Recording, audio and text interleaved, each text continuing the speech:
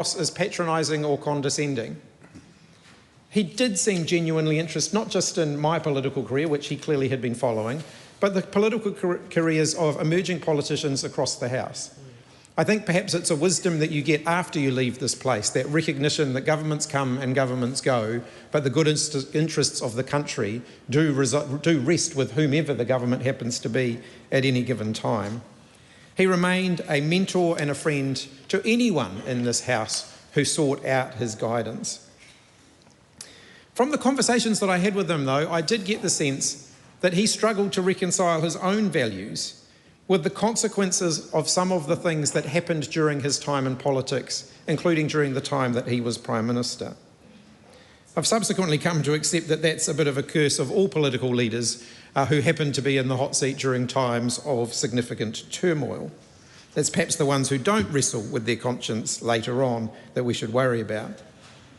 Jim Bolger's life is full of contradictions. His government sold the Bank of New Zealand, and then he was the inaugural chair of the new government-owned Kiwi Bank. His government ushered in the Employment Contracts Act, and then subsequently he chaired a working group that led to the establishment of fair pay agreements. His government did more to weaken unions than just about any other, but then in his later years he lamented how small unions had become and the effect that that had had for working people. He sacked Winston Peters from his cabinet and then formed New Zealand's first MMP coalition with Winston Peters as his Deputy Prime Minister. A government that transpired to be remarkably stable, much to the frustration of the then Labour Party opposition. I do want to acknowledge Winston Peters today, the only remaining member of the House who served in government with Jim Bolger during the time that he was Prime Minister. I also acknowledge you too, Mr Speaker. Your first election victory was Jim Bolger's last election victory. I don't think we'll read too much into any of that. His passing marks the end of an era, but his impact on our nation and our politics will endure for many generations to come. His work to advance Māori and progress treaty settlements does deserve special mention. I know how much he's held in high regard on marae and with iwi up and down the country. In one of his last interviews, only a couple of weeks ago actually, ironically with a younger member of the Labour Party, he spoke of his concern that so many New Zealanders now seem scared of the word Māori. He reminded us that when Māori do well, we will all do well. He also offered a sobering warning that until the injustices of the past are addressed and Māori are thriving, we will never be able to truly leave behind our past conflicts. He grew up in Taranaki, was a farmer, and led as Prime Minister with pragmatism, often making tough decisions, but always with a clear vision of the country's future. He understood that the country is not just measured by its GDP or its trade figures, but by the health and well-being of its people. He believed in Catholic social justice, and I know that his faith was important to him. He was a stoic, accepting that while no leader can ever choose their circumstances, they can choose how they respond to those circumstances. He had the Serenity Prayer hanging on the wall in his office. He was a staunch Republican. He turned down a knighthood on leaving Parliament. He advocated for New Zealand to make its own way in the world. I think it's a huge tribute to him that he was nominated for New Zealand's highest honour, the Order of New Zealand, by a government comprised of his former rivals. Outside of his time as Prime Minister, he remained deeply involved in public life, always committed to improving the lives of ordinary New Zealanders. Humble, dedicated, passionate, his legacy is woven into the fabric of who we are as a country today. I was reflecting that to some extent his passing bookends that of Mike Moore a few years back. Mike Moore was our last working class Prime Minister, leaving school with no higher qualifications. Jim Bolger remains our last true farming Prime Minister, also leaving with no higher qualifications. Both rose instead through their hard work, political nous, deep understanding of the lives of ordinary New Zealanders. And their stories remind us that leadership is conferred not by degrees or by titles, but through character, conviction, and service. To his family, particularly his wife Joan and his children, I offer my deepest condolences. And to the many who knew him and worked alongside him and admired him, you can all take comfort from the fact that his influence continues to guide us and will continue to guide us in the years to come. I thought it was fitting to end with an Irish Catholic proverb recognising his cultural heritage, of which I know he was proud. May the road rise to meet you. May the wind always be at your back. May the sun shine warm upon your face. The rain fall soft upon your fields. And until we meet again, may God hold you in the palm of his hand. Nō reira, tēnā koutou, tēnā koutou, tēnā koutou katoa. Mr. Speaker. Tiano Tuiano. Thank you, Mr. Speaker. Tai timu, tai pari. Tēnei te tangi mō tēte, mō tēnei hau tupua o te ao tōrangapū. Ko tōna waka, kua tau ki uta. Ko tōna waka, kua tau ki tōna urunga. Ko tōna waka, kua tau ki tōna moinga. Moi mai, moi mai, moi maira. Mr. Speaker, on behalf of the Greens, I rise to support the motion and to support the tributes to the Right Honourable Jim Bolger. And in doing so, we understand that for the entire nation, he was the Prime Minister, he was the great helmsman, he did many great things, but first and foremost, he was a husband, he was a parent, and he was a grandparent.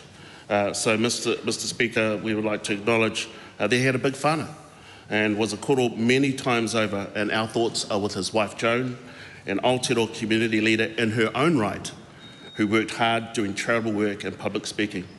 We also like to send our aroha to his children, Dan, Paul, Brian, Stephen, Bernadette, tēnā koe e hoa, Fiona, Rachel, Matt and Aidan, and his 18 grandchildren.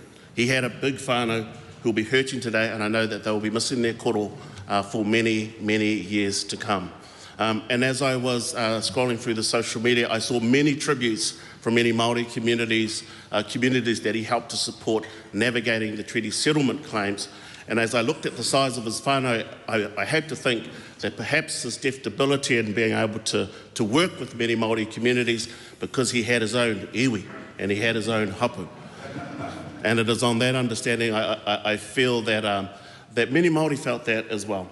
Mr. Speaker, the Right Honourable Jim Bolger served as Aotearoa's Prime Minister for 1990 and between 1990 and 1997.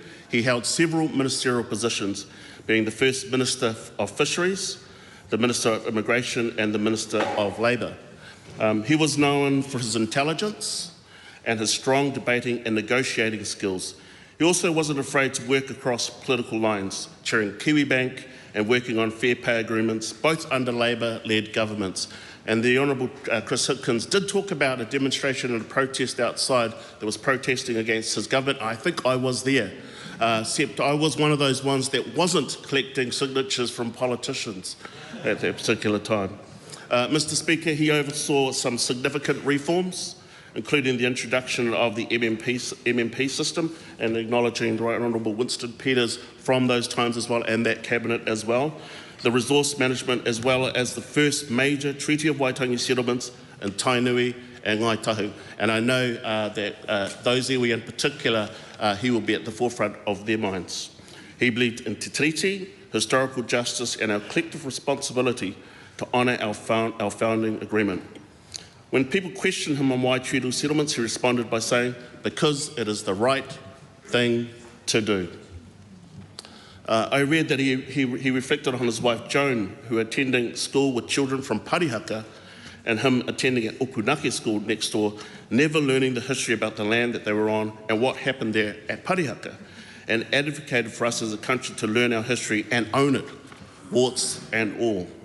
And I think there's an important lesson for all of us there as political leaders as well, because we know that there is ups and downs in this particular place as well, but being able to navigate those different pressures and to come out the other side and at times reach out to the other side of the political divide to work on things like fair pay agreements shows the strength of the man.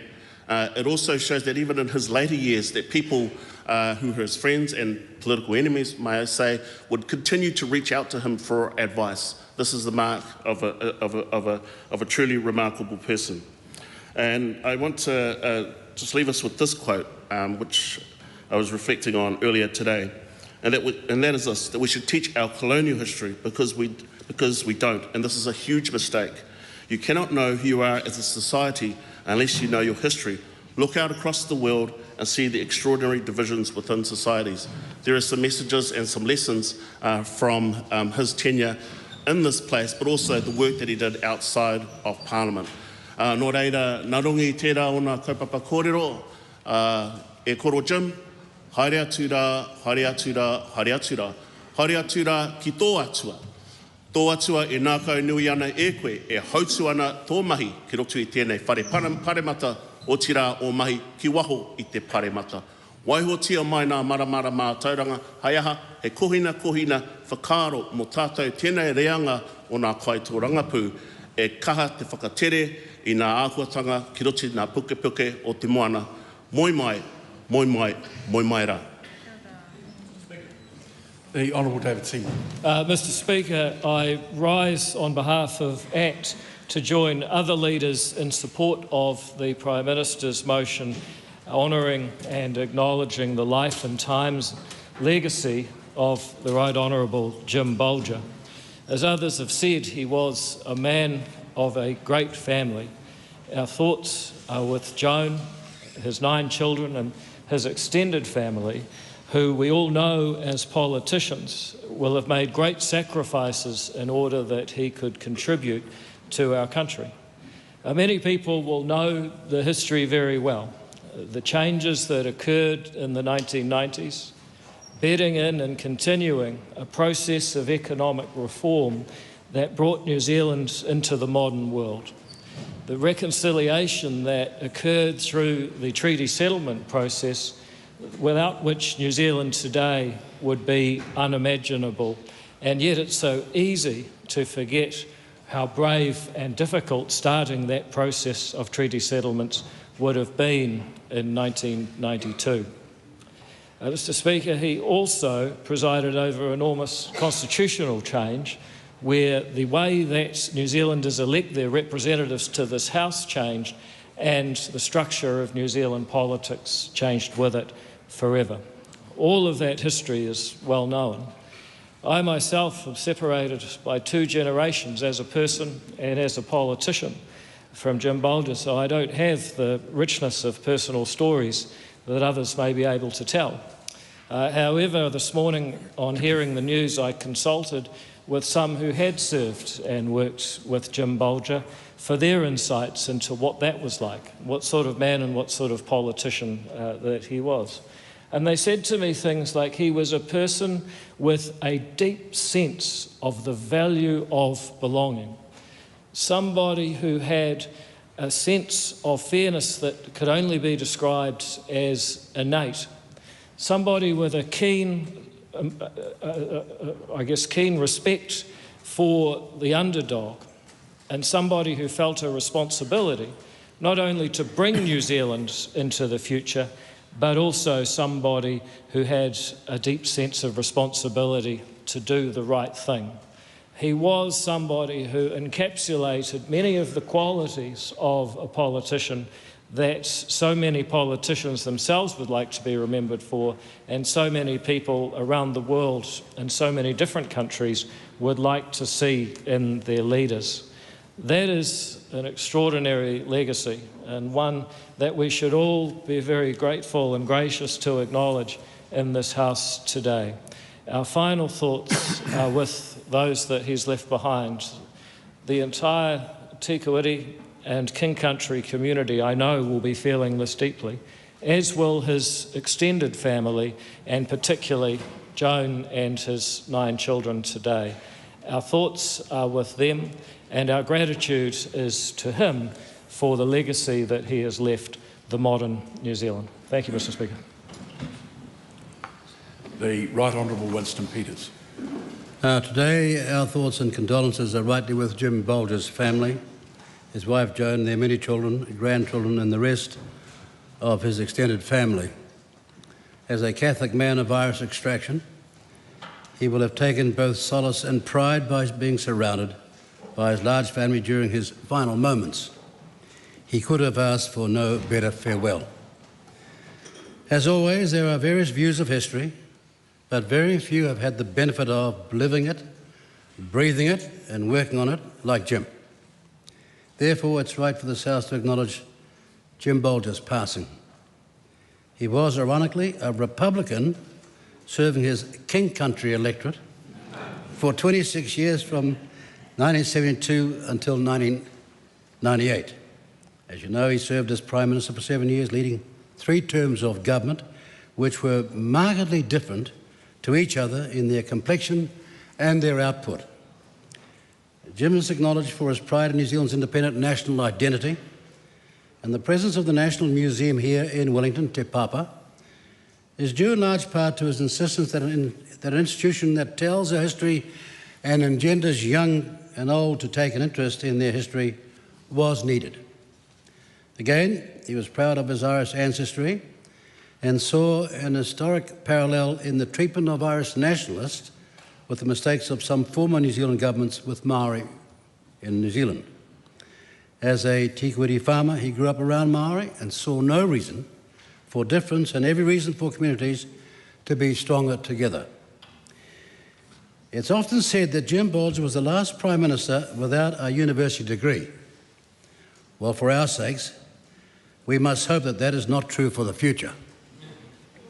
Jim learned his craft on the farm and in the town halls, and he applied them to the highest elected office in this country. In his early years in Parliament, he earned the title the Woolshed Orator. Jim Bolger was a man of good character, strong morals and family values. He called for a decent society in 1990, and he did so for a good cause. He was, in his own words, quotes, a red-blooded Irishman by descent, but a very practical Kiwi by practice, end of quotes. Now, we were not without our disagreements, but today is not for recalling those moments. Disagreements are, however, fundamental to the democratic project, and that was always understood by Jim. He happily took part in a healthy democratic discussion throughout his life. And long out of politics, he later reminisced on the raging ideological disputes of his time as Prime Minister and had the reflective courage to admit that mistakes were made. It's true to say that 29 years ago, in 1996, we formed the first MMP government. He put differences aside, shook hands on that agreement, and more importantly, he kept his word.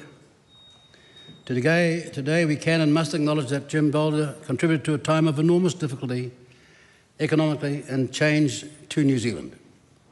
But of far greater importance than this, we acknowledge the passing of a husband, father and grandfather. Jim, may God bless you. Debbie Naurua Peka. Tēnā rā koe e te pika. E tuana te Pāti Māori I roto I te aroha me te wakaiti. E tangi ana te motu ki te reroranga o Jim Bolger e tākoto ana. Mr Speaker, I rise on behalf of Te Pāti Māori to acknowledge the passing of the Right Honourable Jim Bolger. We have lost so many great po this year. Mr Bolger was a Roman Catholic, his politics informed by doctrines of peace, forgiveness and reconciliation. He also lived near whenua beside Pariaka in Taranaki Tūturu Iwi, Auwe kei te tangi te ngākau.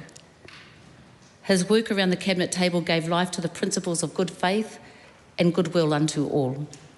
We'll remember Mr Bolger's commitment to restoring the honour of the Crown under Te Tiriti o Waitangi. He knew Te Tiriti o Waitangi promises a place for all in this country and that we all have love and should have love for each other. His leadership serves as a lesson not to vilify or burn bridges with Māori communities, but to embrace each other in the spirit of peace through justice. Together, owning our past and collaboratively looking towards our future. Te Pāti Māori wishes to honour Mr Bolger in his Catholic tradition with his prayer. Awe e Maria, e ki ana koe e te kiratia, kei a koe te ariki, ko koe wakapainga ana ngā waine, ko koe e wakapainga ana hoki a ihu, te hua o tō kupu.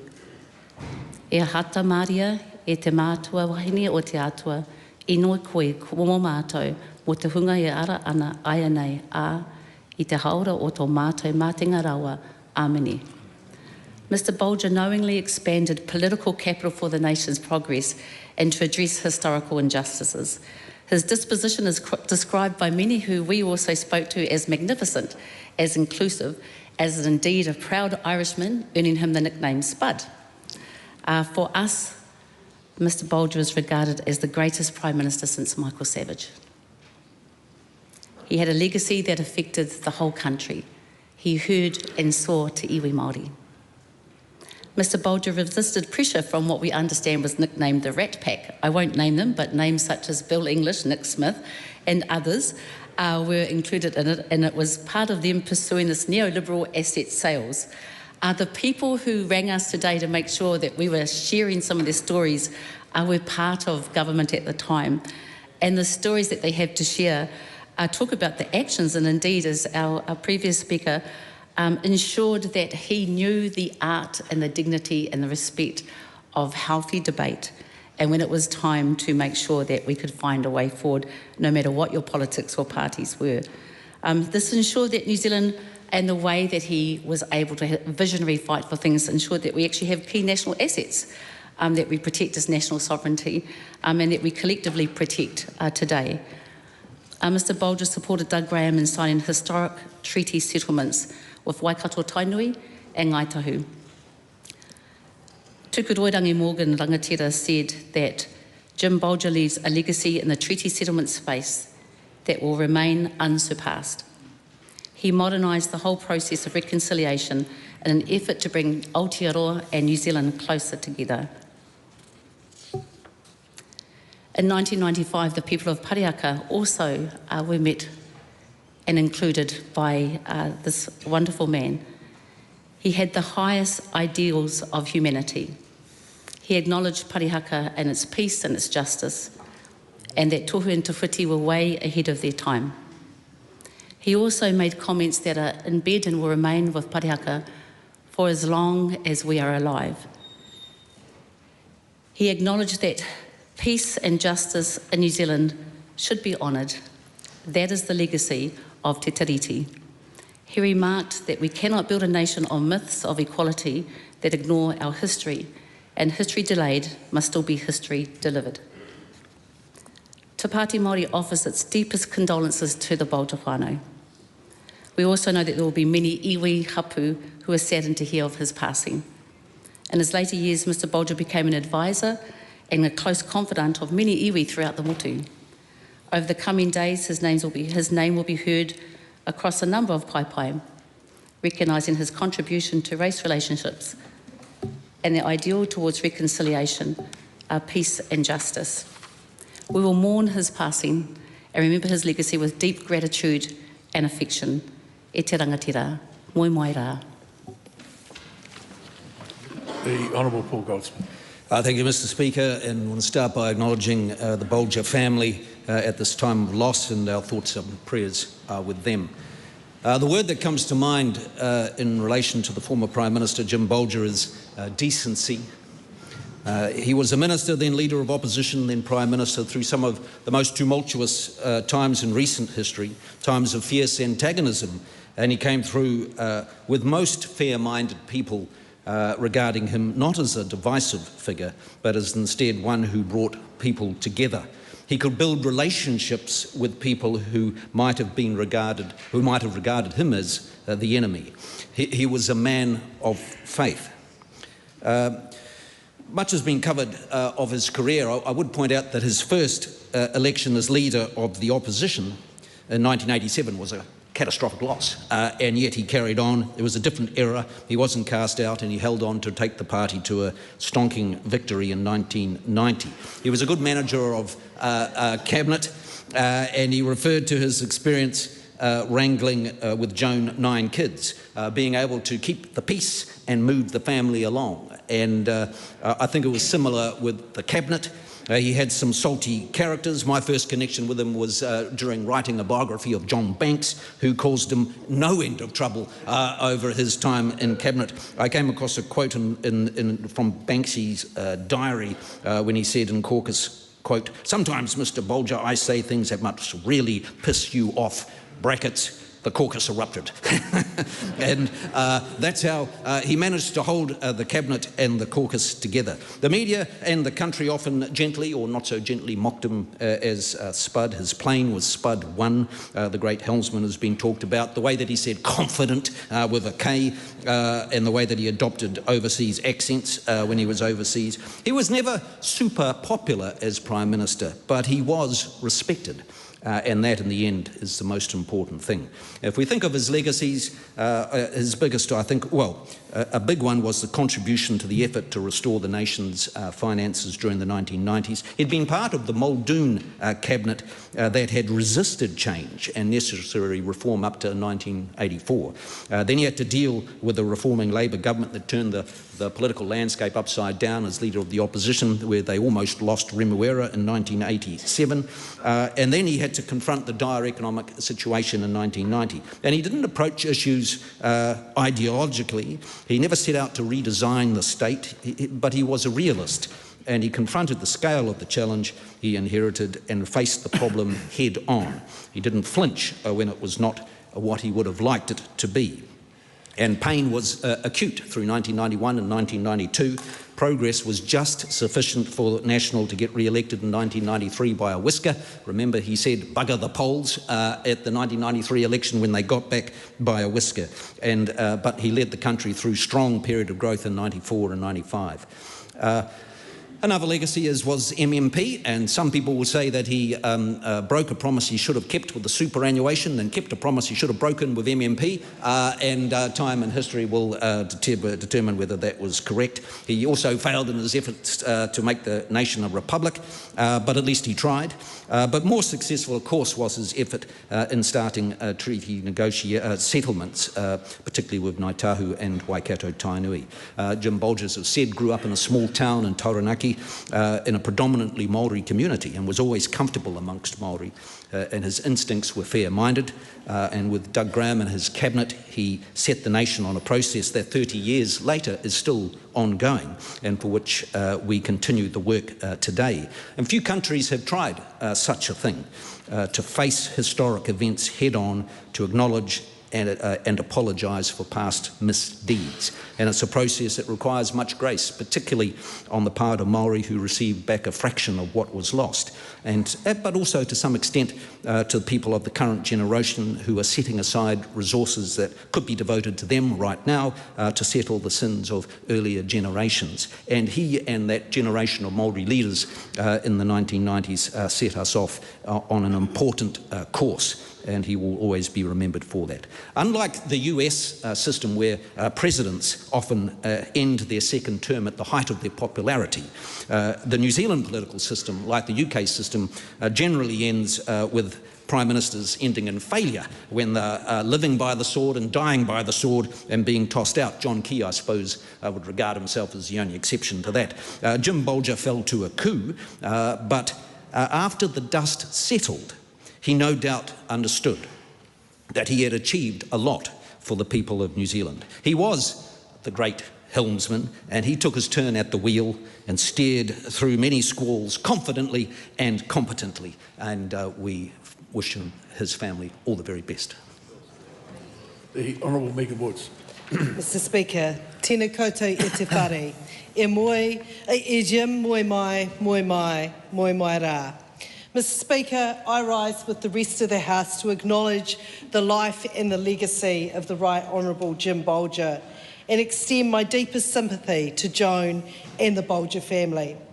Losing someone is never easy, regardless of their age or their health.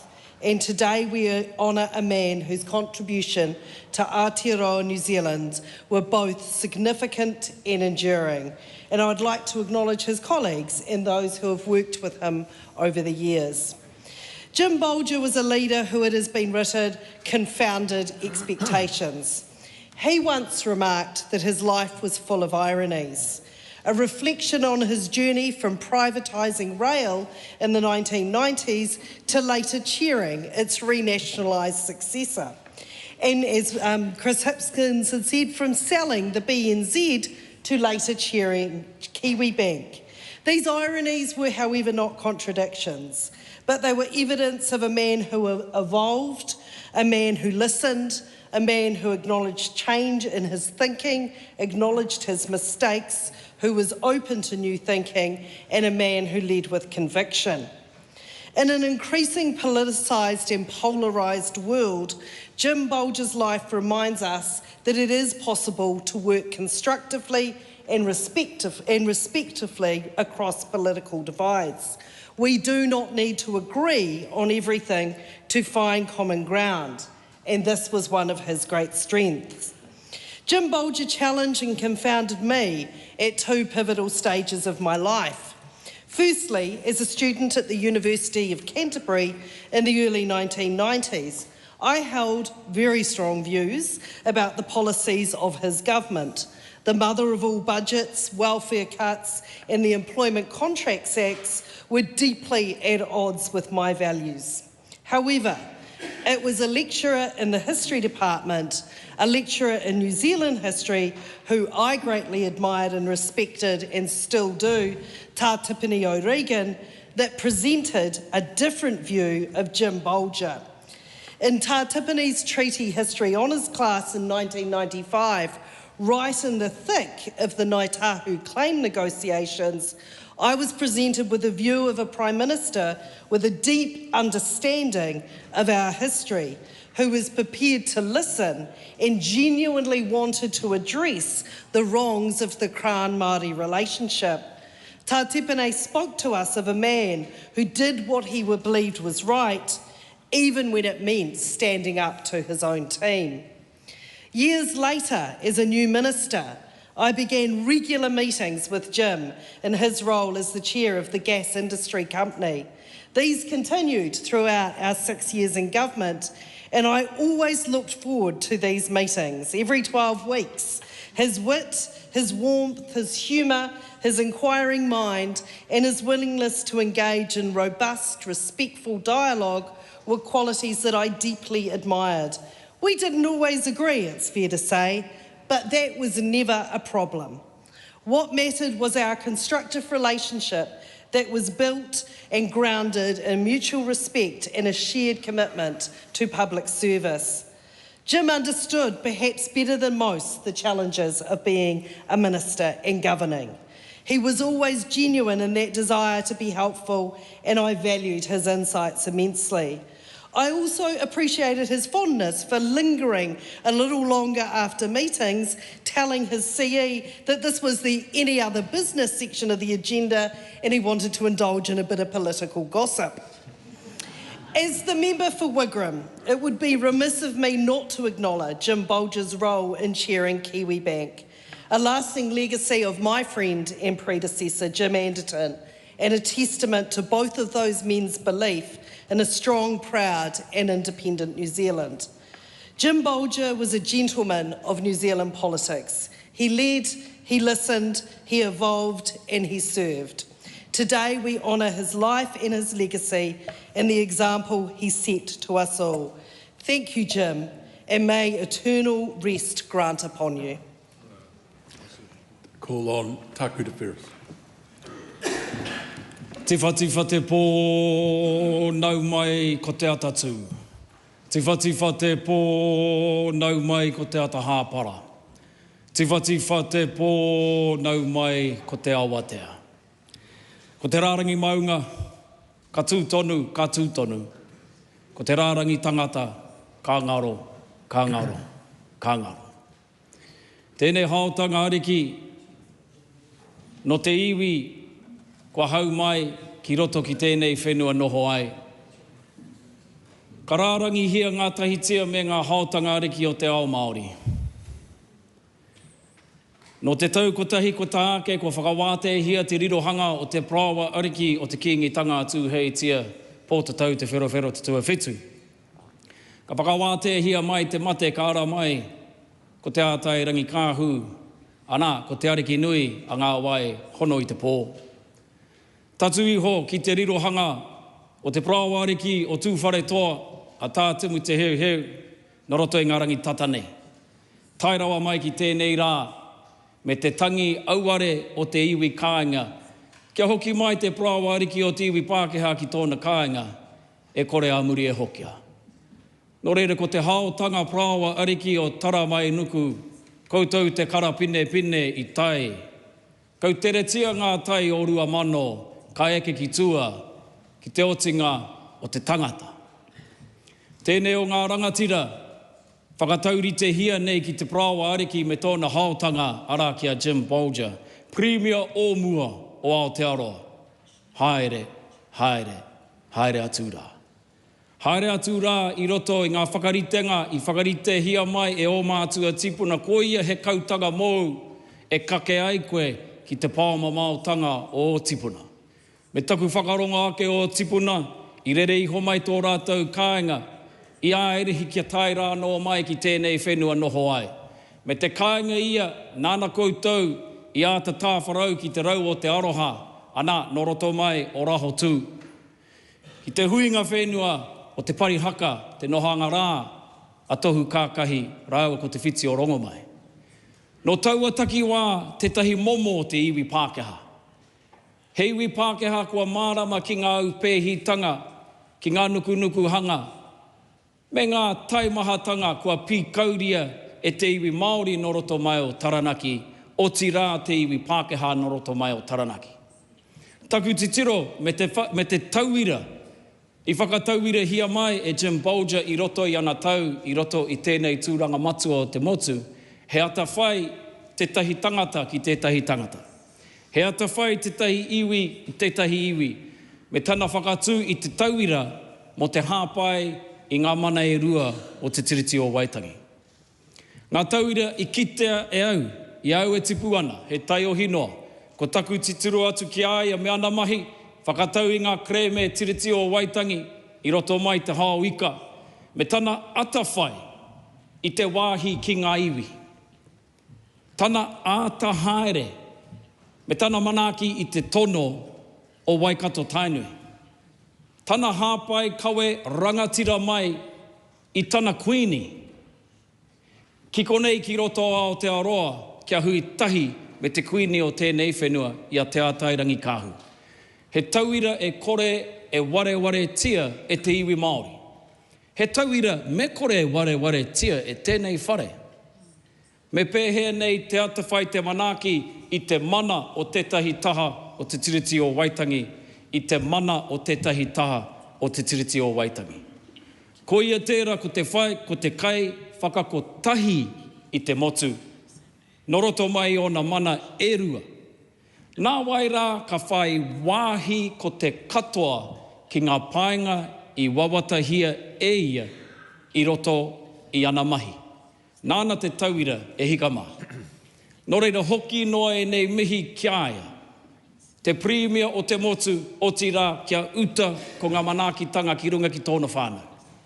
Kāre kore, a taumaha, a taumaha, kua tau ki te reanga moko puna, ki ana tamariki e ke rawa atu rā ki tana hoa rangatira.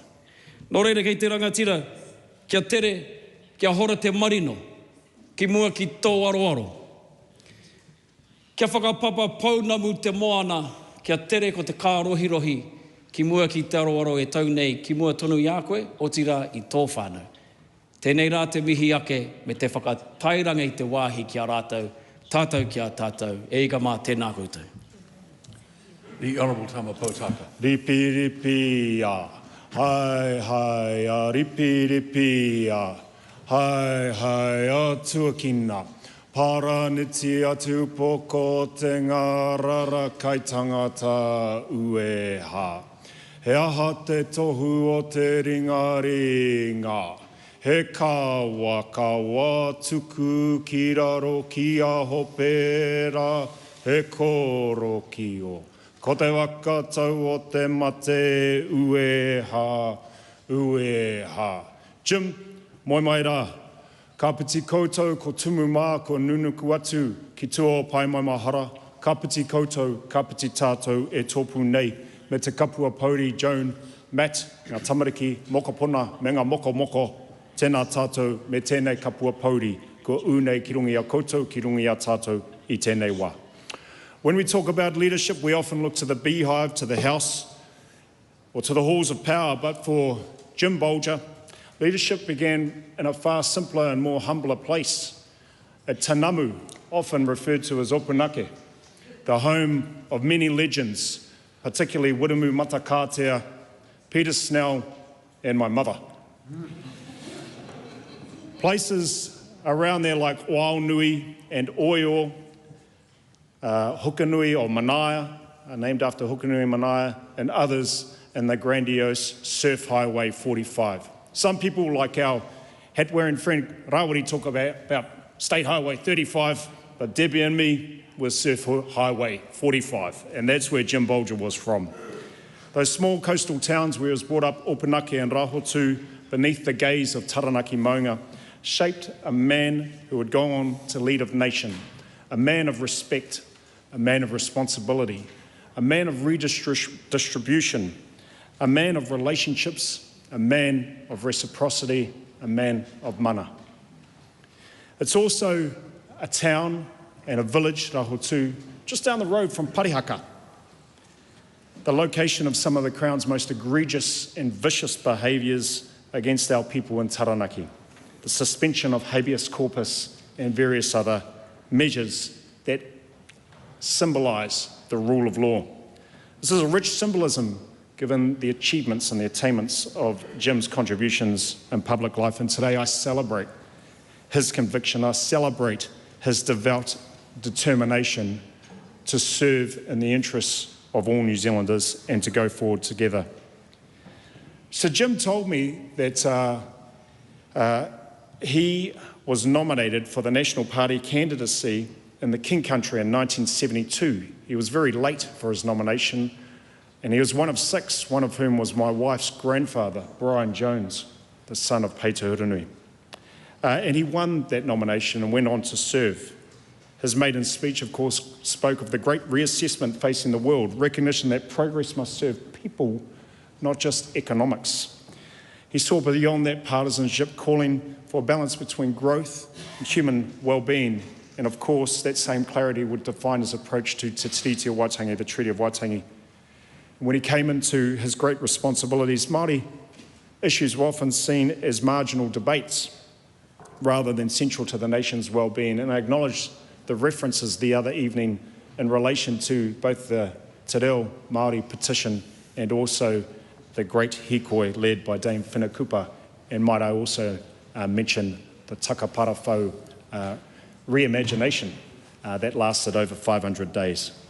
The Waitangi Tribunal's power to hear historical grievances still new when he came into responsibility, and the country was still learning to listen. But his approach alongside people like Bill Birch, like Doug Graham, and of course Minister Peters and the Speaker, who were in service of the communities in the country that we serve in the 1990s. The settlements that have been mentioned, but also beyond the settlements, his observations that those moments in history are not just about winners and losers, they're about reconciling our history and our herstory so that the people of this great country can move forward together with confidence, with determination, with dignity and clarity.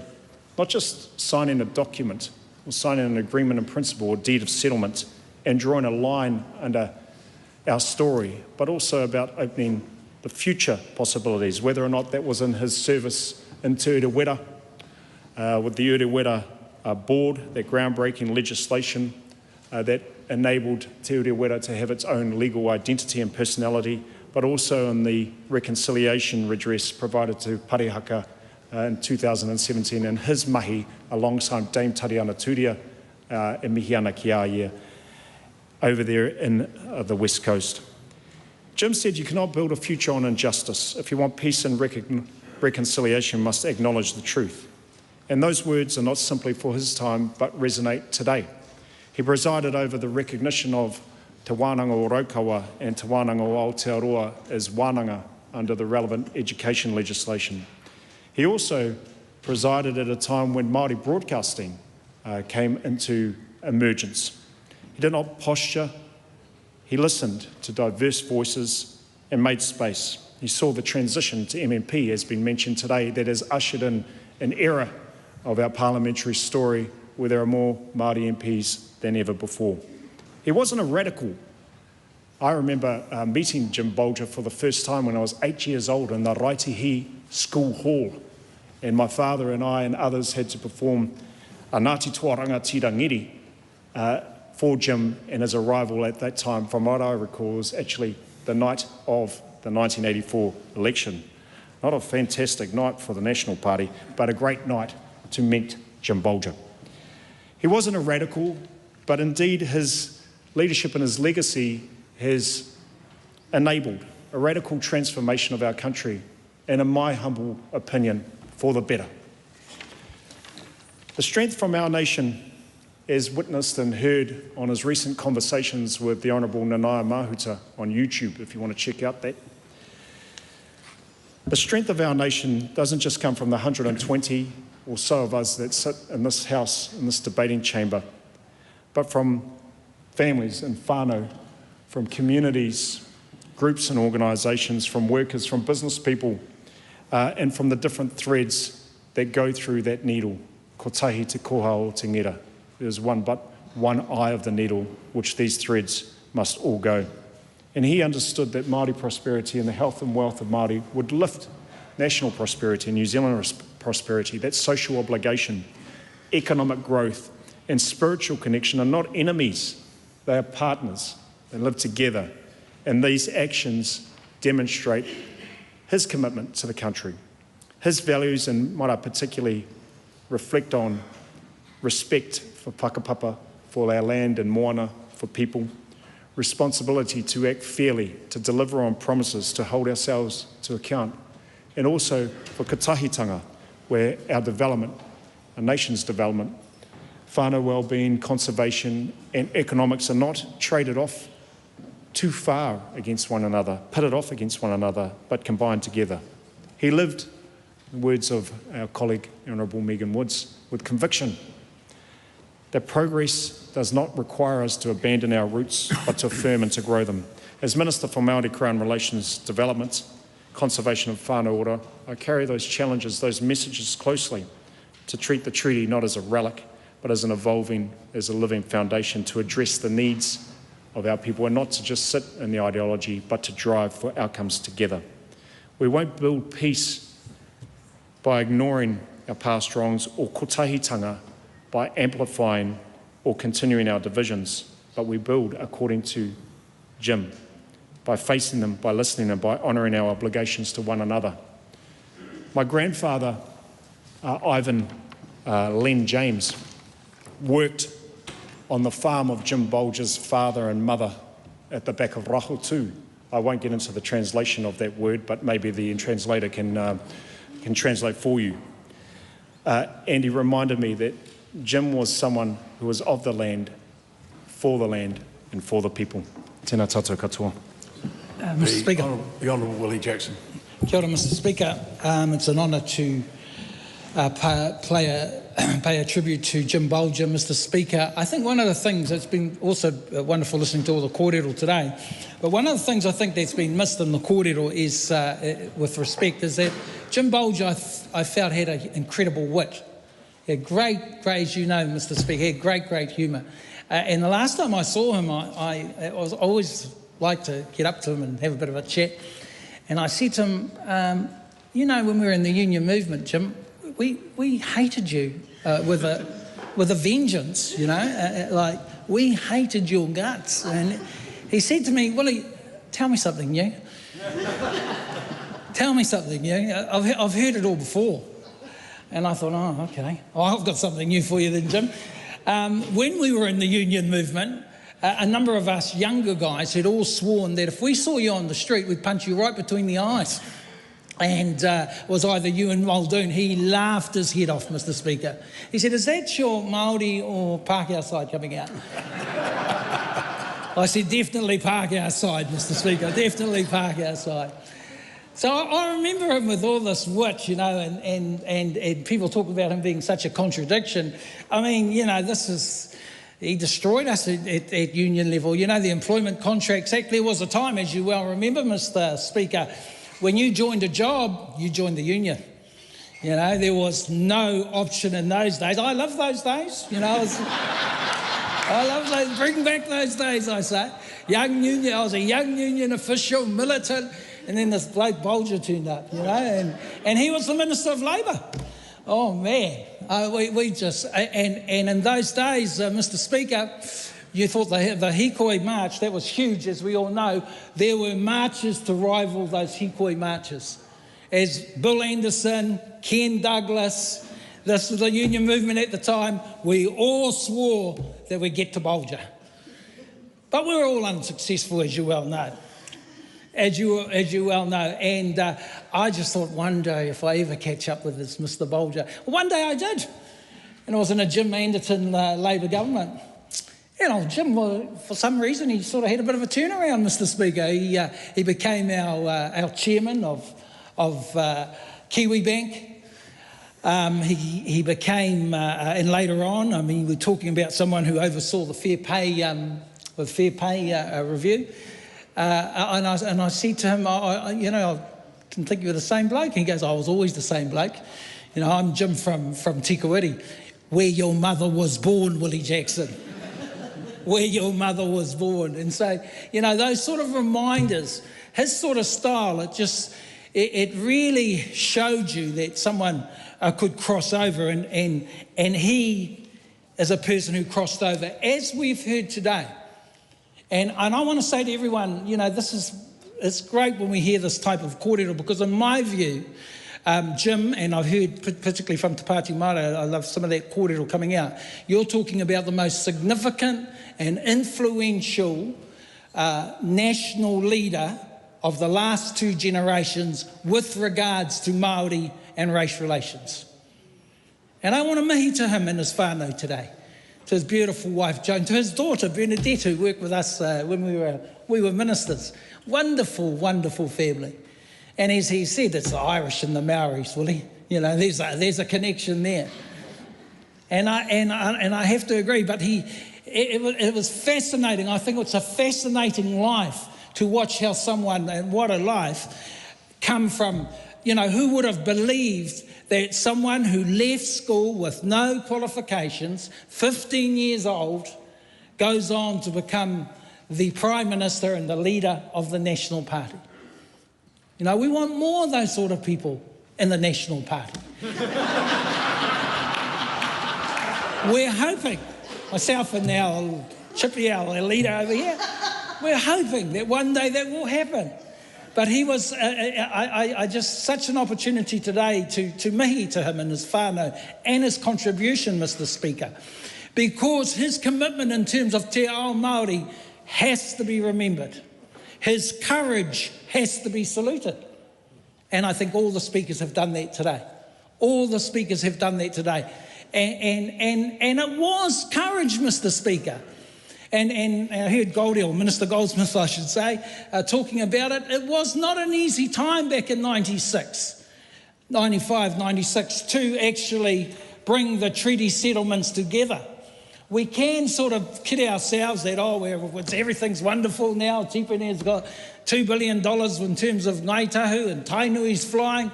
Māoridom were protesting in 95, 96. Like you would not believe, Mr. Speaker. My uncle Sid and Moana Jackson were leading a lot of that protest in terms of what the government was doing. But the Prime Minister held to the principle that justice had to be redressed, had to be settled, and although 2% of a settlement or of a loss didn't really go to where it should have done, because I heard Megan Woods talking about Ngaitahu. The Ngaitahu settlement was worth $16 to $18 billion. That's what the economists told us, Mr. Speaker. And they settled for $170 million. They settled because of the leadership and innovativeness of Tipene. They settled also because of the strength of Jim Bolger and Doug Graham and a national government who I think and who Māori believe should be remembered and should be saluted. And that's a lot coming from me, Mr. Speaker, I tell you. But we remember that time well. We remember that time well, and although there was protests and although the settlements were not where they should have been, we had a Prime Minister who was fixed on justice, who was fixed on redress, who was fixed on Māori getting the acknowledgement they deserved, because he believed if Māori were strong, then this country would be strong. And I salute him, Mr. Speaker. I salute his courage, his whānau, his people. He honere nui tēnei, tēnā no tātou katoa. Kia ora. Mr. Speaker. Barbara Kuriga. Thank you, Mr. Speaker. It's a privilege to stand in the House today and speak as the current Taranaki King Country MP on the death of James Brendan Bolger. It's been a very sad and difficult week for the King Country.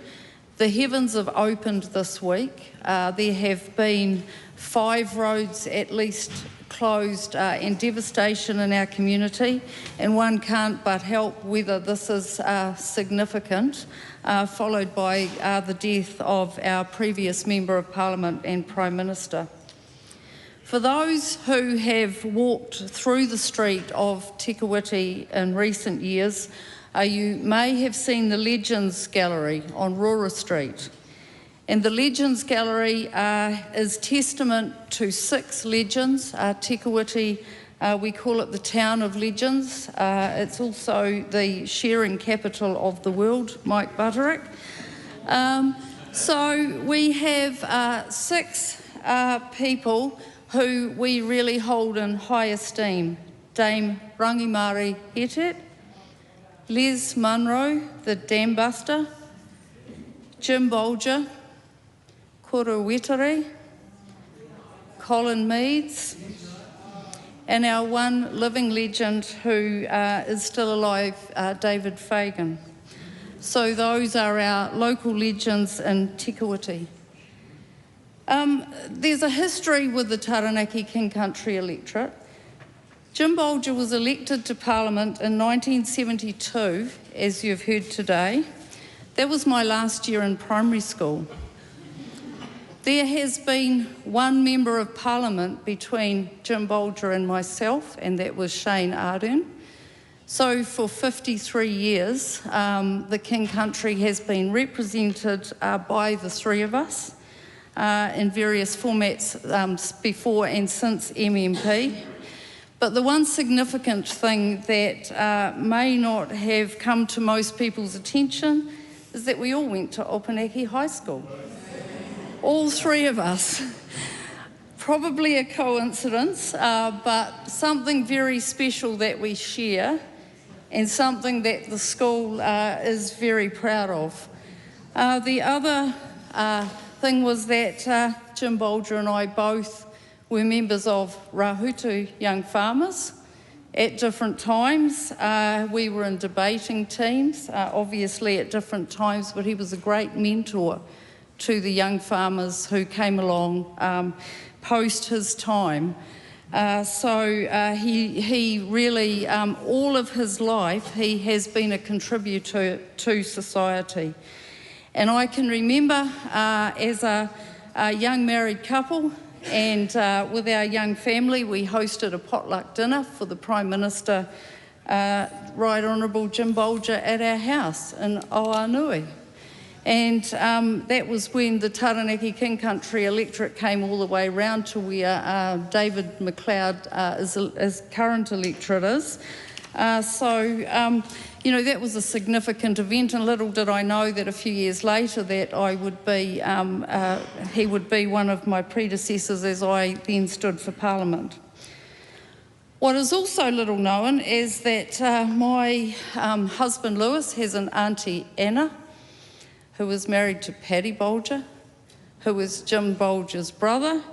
So in a way, Jim is whānau. And it was a great pleasure when I first came into Parliament for Jim's 80th birthday. My EA Samantha at the time, Samantha Laming, she was a great cake baker. And so we asked her to make a cake for the Right Honourable Jim Bolger for his 80th birthday. She was very nervous, as you can imagine, for a young EA. So I ring Auntie Anna and I say, we're going to decorate a cake for Jim. What do you think? How should we decorate it? And she said, I think there's two options. One, you can either make it in an Irish theme, or the other theme I would give you is don't fence me in. We ended up making it in the shape of a leprechaun hat and made it very Irish, and to Samantha's credit, it was great. We took it up to the 19th floor of Bowen House, to Chris Finlayson's office, and we had coffee and cake, and it was a wonderful occasion. It's been a pleasure to be in the electorate. Jim is held in high esteem. I had his desk for quite some time, and we did ask him if he wanted it back, and it is now with Ko Wai Ao, which is a whānau community support group, a non-profit community organisation, which is very fitting. And it's really interesting, somebody sent me this little box a few years ago, and it was presented to the Right Honourable James B. Bolger, Prime Minister, on the occasion of the launch of the Hellenic New Zealand Congress, Parliament Buildings, September the 2nd, 1995. And they said, can you find a way to get this back to Jim Bolger? And I said, yes. I picked up the phone and gave him a call. I always appreciated his phone calls, and I knew I could pick up the phone and call him when I needed to too.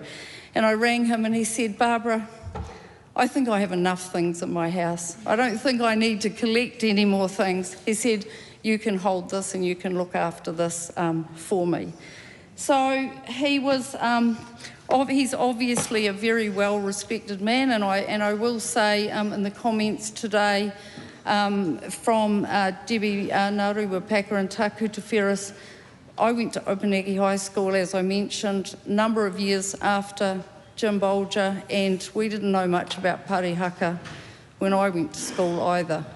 So it was a sad history, and I'm really glad that people like Jim Bolger has been able to contribute to where we have got to today, and may we continue in his legacy. And the last thing I just want to do is to wish the very best and pass on my regards to his wife Joan and his family. All his family are contributors. When Jim left Parliament, he didn't stop contributing. He was contributing right to the point where he just couldn't contribute anymore. So rest in peace, Jim Bolger. You can be sure you will remain a legend in the King Country, and we will never forget you. Thank you. Speaker. Tim Costley. I'm going to miss Sir Jim, and I know he wasn't a fan of knighthoods, but when we met, I told him he'd been Prime Minister for 7 years, and I was going to call him Sir. We compromised on once a day, and so that's my one done.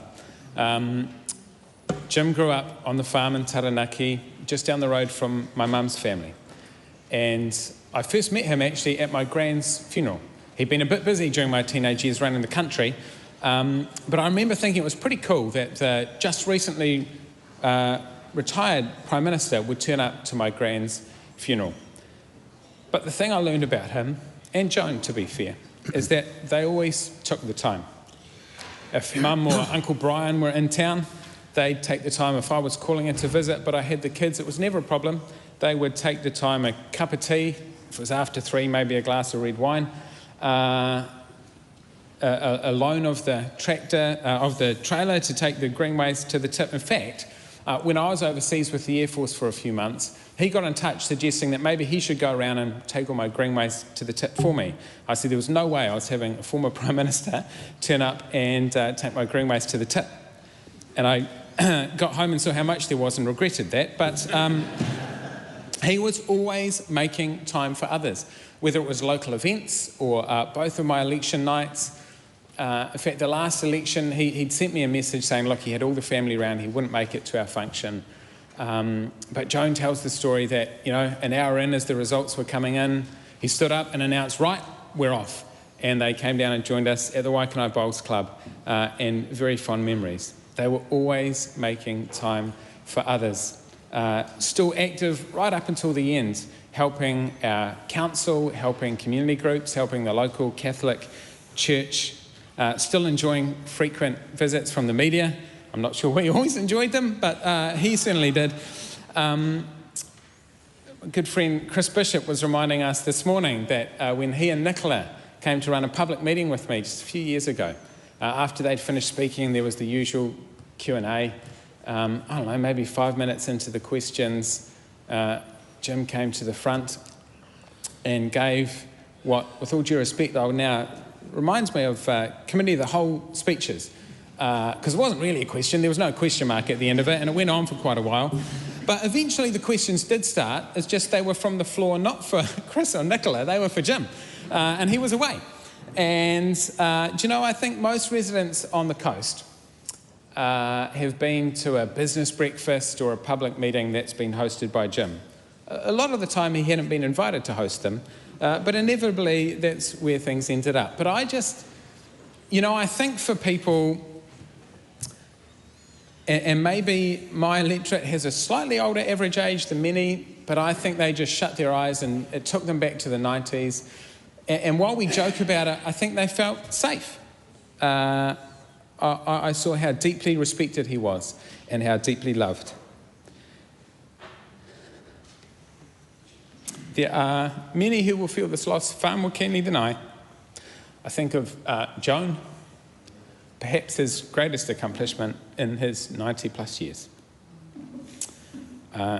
They were an amazing couple. In fact, when they found out one night that Emma would come with me to a National Party function, no, they were sending around the Bolger grandchildren to babysit. And from there on in, we were never short of babysitters. I'm not sure Emma appreciated losing the excuse to not turn up as much as Jim and Joan intended. But they always made the time. And you know what? He was still blue to the core. Sometimes you had to scratch a little further, as we've heard in his later years, but he was blue to the core right until the end. The phone rang late on a Saturday night, just a couple of weeks ago. And I said to Emma, I'm not answering it, it's way too late. And then I saw whose name was on it. Okay, I'm answering it. You know, Jim always took the time for me, the regular text messages and phone calls. I would get a summons round to the house if we hadn't caught up for a couple of weeks. And we'd chat about the issues of the day, and I'd listen to many stories from his time at the top as well. Actually, often stories from his time as a minister under Muldoon. He'd talk about, you know, being sent overseas for 6 weeks with almost no accountability. It's fantastic, he said. And that's when he got to meet then Vice President George Bush Sr. But it was experiences like that that set him up for the first few years of his time as Prime Minister. He talked about being one of the only sort of small country leaders that had a direct line into the White House, and of course for his time as our ambassador to the US as well. But perhaps the story I remember the most leads me back to where I started, back in Taranaki. And he talked about, and I think it was 96, when people came to him and said, you know, what are we calling Mount Taranaki, or as it was then, Mount Egmont? You have to decide, Prime Minister, what's it going to be? Are we going to change from Egmont to Taranaki? And Jim, in I think his deep wisdom, said, just let people decide. If they want to call it Egmont, call it Egmont. If they want to call it Taranaki, call it Taranaki. But he could see the culture shift that was happening, and there was not just that deep wisdom, but that strategic patience in that. And I think it has been proven right 3 decades later. Jim knew that people needed time to adjust, that you can't force instant intergenerational change on people. It doesn't work. Big changes are made 1 step at a time, and they are far more effective if everyone takes 1 step together rather than just a few taking many. The challenges we face today are different, but they're kind of actually just the same. As he said, you don't win the battle to lose the war. You can avoid the battle and we can win the war together. And I think Jim won many times over. He won for Māori, he won for farmers, he won for a nuclear-free Pacific, he won for the man and woman on the street that he understood so well. He won for Kiwis.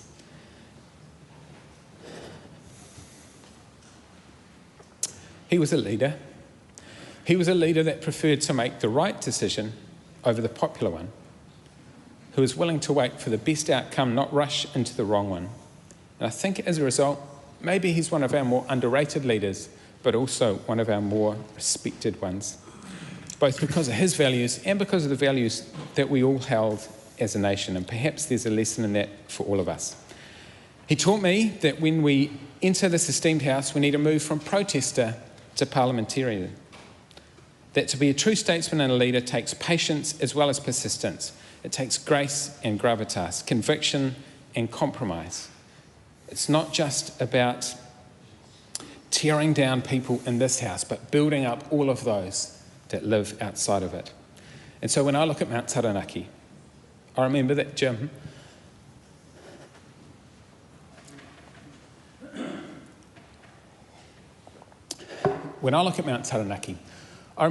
showed us a higher road, and maybe a little longer, maybe a little windier, maybe a little bumpier at times, but it has room for us all to journey together.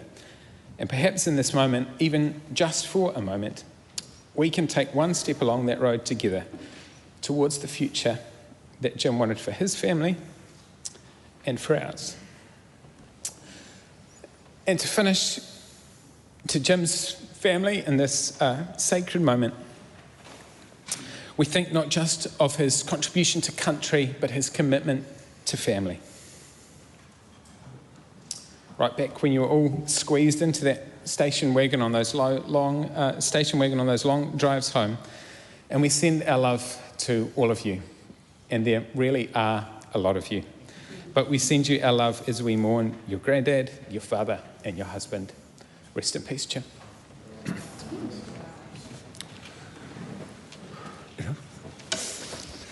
I want to thank the House for those very fine tributes to a great New Zealander. And if the House will indulge, make a few comments of my own. I first met Jim Bolger in 1987, and through the subsequent years saw him at many party functions and was a great admirer of his. He came to a campaign function for me in 1996, and perhaps demonstrating the sort of gentle Irish charm that he had and the warmth that he exuded. When meeting my mother, who was only 5'3" and a very, very petite woman, looked at her and said, "How on earth did you end up with a brute like that?" He was in his time a great parliamentarian. He offered a lot of advice to young members when they came in here. We're only with him for a couple of years, I have to say. But one of the things he said is that yesterday doesn't have to be today. And so many of the tributes today, I think, have indicated exactly how much that thought process was guiding him over that period of time. I do want to thank everyone for mentioning Mrs. Bolger. She was his rock for such a long period of time. And he delighted in telling people the story of how they met. I won't go into that, that's for someone else. But what I can say is that when I heard that story a number of times, the joy in his eyes was no less for each time that he told that story. And I think that wonderful partnership is something that the whole country should celebrate. And I do offer condolences to Joan and to the family for what they'll be feeling at this time. I think I have to say too that Jim Bolger loved convivial situations. He loved gatherings of people. He enjoyed, as any true Irishman would, the opportunity to be with other people.